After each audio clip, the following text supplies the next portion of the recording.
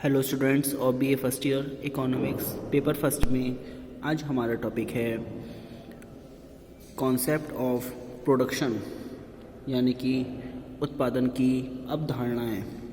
पहले इसमें उत्पादन का अर्थ सुनिए। साधारण अर्थों में उत्पादन का अभिप्राय किसी भौतिक वस्तु के निर्माण से है, किंतु वैज्ञानिक दृष्टि से मनुष्य ना तो किसी वस्तु का निर्माण कर सकता है और ना ही उसे नष्ट कर सकता है।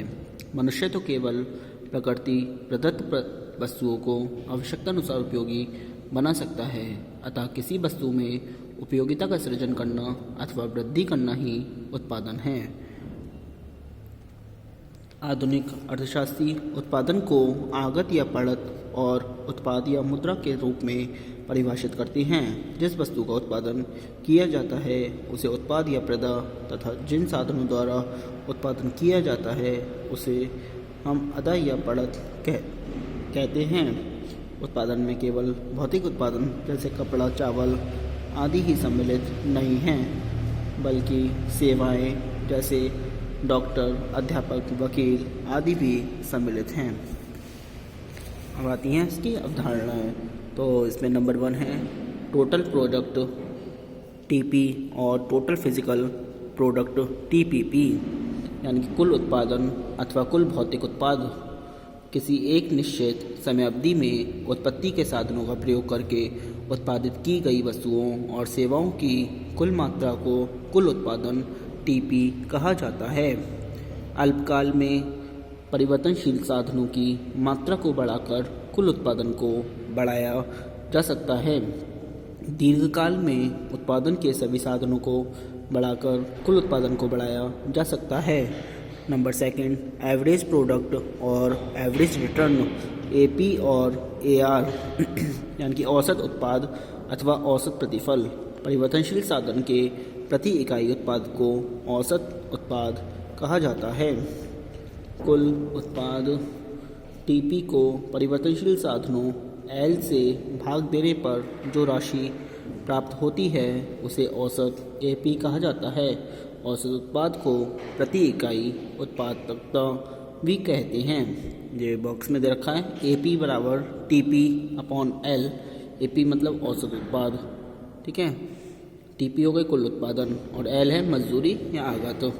उदाहरण के लिए यदि 5 इकाइयों के साथ कुल उत्पादन 10 इकाइयाँ हैं तो औसतन उत्पादन 10/5 बराबर 2 इकाइयाँ होंगी। Number 3 marginal product MP.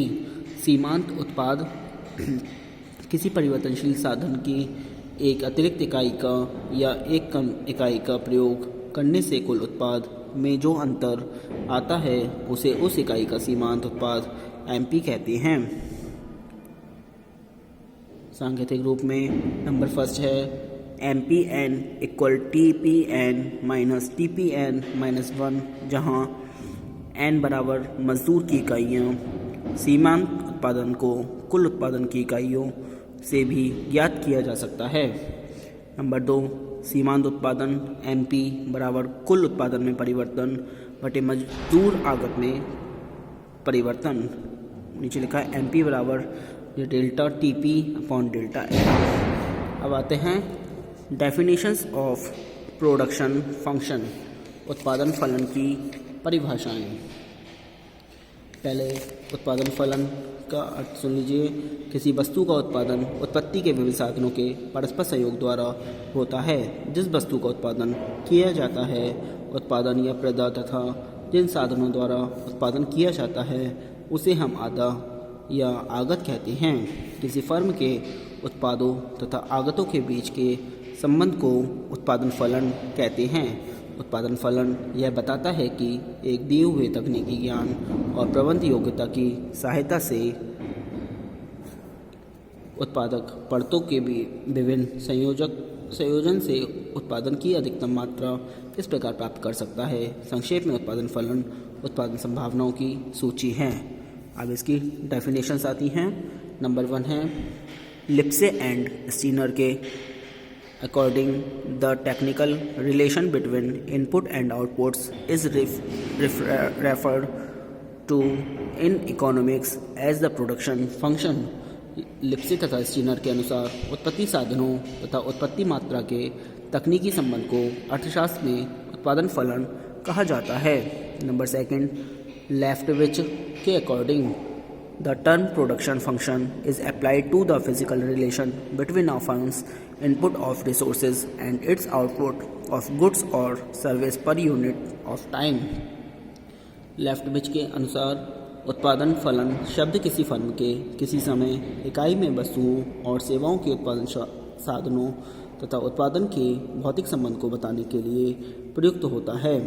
उत्पादन फलन होता है आता है एज्यूम्शंस ऑफ प्रोडक्शन फंक्शन, यानी कि उत्पादन फलन की मान्यताएं। इसके सुनिए, उत्पादन फलन की धारणा की निम्नलिखित प्रमुख मान्यताएं हैं। उत्पादन फलन का एक निश्चित समय अथवा समयावधि से संबंध होता है। एक दिए गए समय में तकनीकी ज्ञान के स्तर में कोई परिवर्तन नहीं होता है। फर्मों द्वारा उपलब्ध विकल्पों में से सर्वश्रेष्ठ उत्पादन तकनीक का प्रयोग किया जाता है। उत्पादन साधन छोटी छोटी इकाइयों में विभाज्य है। उत्पादन साधनों की पर्याप्त उपलब्धता है। उत्पादन साधनों की कीमत स्तर स्थिर रहती है।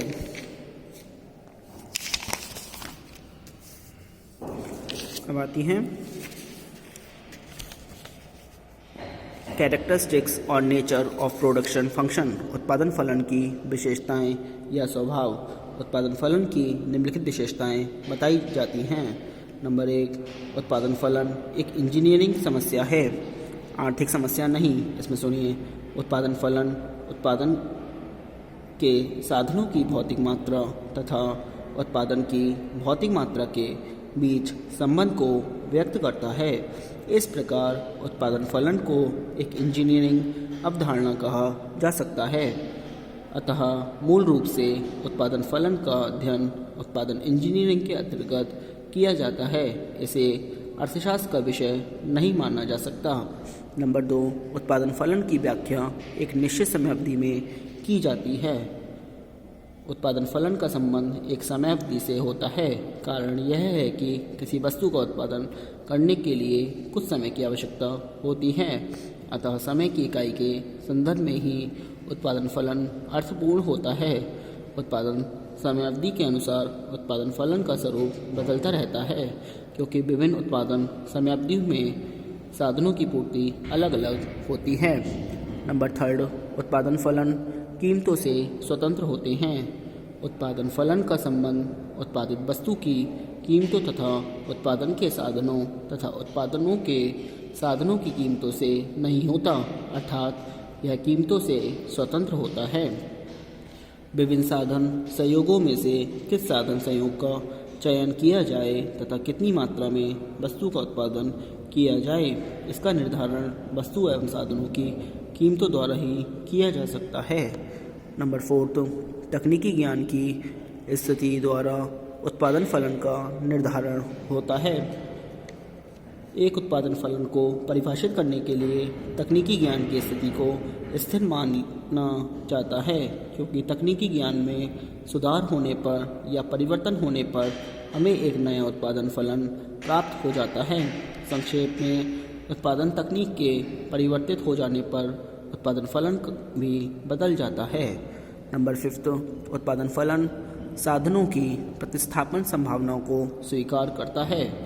उत्पादन फलन की धारणा यह स्वीकार करती है कि उत्पादन के साधनों का परस्पर प्रतिस्थापन करना संभव है, अर्थात किसी एक साधन विशेष के स्थान पर किसी दूसरे साधन का प्रयोग किया जा सकता है। नंबर 6, उत्पादन फलन स्थैतिक अर्थशास्त्र का विषय है। चूँकि उत्पादन फलन का सिद्धांत तकनीकी ज्ञान के स्तर, साधनों की कीमतें तथा समयावधि को निश्चित मानकर चलता है, इसलिए ये धारणा विशुद्ध रूप से स्थैतिक अर्थशास्त्र का विषय है, न कि प्रायोगिक अर्थशास्त्र का। आता है काइंड्स ऑफ प्रोडक्शन फंक्शन, यानी कि उत्पादन फलन के प्रकार। इसके 2 प्रकार हैं। नंबर 1 है शॉर्ट टर्म प्रोडक्शन फंक्शन, यानी कि अल्पकालीन उत्पादन फलन।